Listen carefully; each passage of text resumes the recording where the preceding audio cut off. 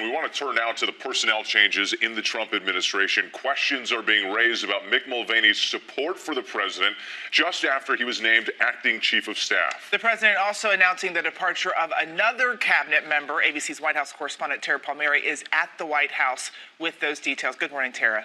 Good morning, Eva. It was only a matter of hours after Mick Mulvaney was named acting chief of staff that his past attacks on then-candidate Trump, calling him a terrible human being, surfaced. Now the question this morning is if it affects his standing with the president moving forward. This morning, new questions about the loyalty of President Trump's pick for chief of staff, Mick Mulvaney. The director of the Office of Management and Budget abruptly appointed to the role Friday night. But within hours of being named, this video obtained by ABC News surfacing. Do I like Donald Trump? No. Was he a role model for my sons?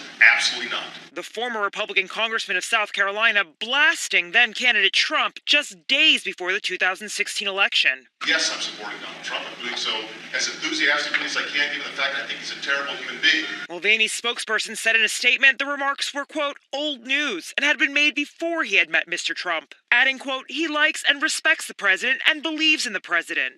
Mulvaney was named after a week-long search in which two candidates, the vice president's chief of staff Nick Ayers and former New Jersey governor and ABC News contributor Chris Christie, backed out. We're interviewing people now, chief of staff. How long is the process now? 5 people, really good ones, terrific people, mostly well-known. Mulvaney will be the third person to occupy the role of chief of staff in less than 2 years. At the same time, another sudden staffing shakeup. Interior Secretary Ryan Zinke stepping down before the new year. Zinke faced a flurry of investigations, a possible conflict of interest involving a real estate deal in his home state, pricey charter flights where in some cases his wife traveled with him, in government vehicles, boats, and even on Air Force One. In some cases, he had been cleared.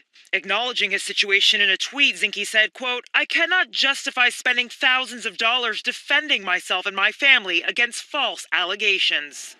The White House had been pressuring Zinke to resign before the New Year's. With Democrats gaining new investigative powers in the Congress, he was likely to come under even more scrutiny.